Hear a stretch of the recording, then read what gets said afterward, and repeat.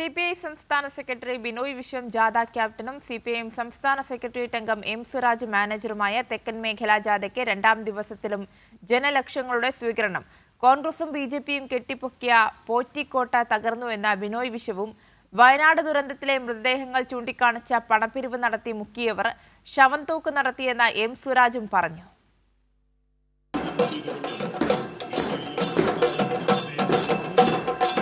ഇടതുപക്ഷ സർക്കാരിന്റെ വികസനത്തിന്റെ കയ്യൊപ്പ് ചാർത്തിയ കരുനാഗപ്പള്ളി താലൂക്ക് ആശുപത്രിയുടെ മുന്നിലായിരുന്നു LDF തെക്കൻ മേഖല ജാഥയ്ക്ക് സ്വീകരണം.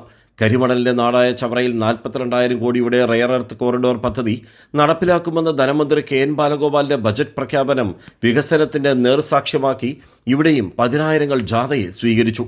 കുണ്ടറ താലൂക്ക് ആശുപത്രി പുതിയ കെട്ടിടത്തിന്റെ പുത്തൻ മണം പോലും മാറും മുമ്പ് വികസന വിളംബരം ചെയ്ത് കുണ്ടറയിലെ കേരളപുരത്ത് ചെങ്കടലായി ജനങ്ങൾ ജാഥയെ സ്വീകരിച്ചു.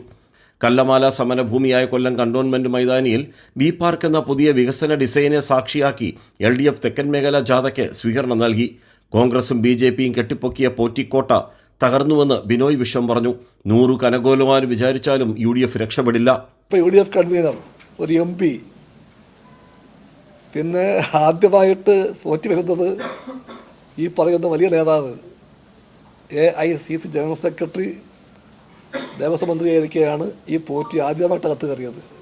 നാട്ടിൽ പറഞ്ഞിരുന്നോറും UDFിൻ്റെ കോൺഗ്രസിൻ്റെ പോറ്റി ബന്ധം പുറത്താക്കുമ്പോഴത്തേക്കും മൗനം വിദ്വാന് മാത്രമല്ല, അത് കോൺഗ്രസിനും പുഷണമാവുകയാണ്.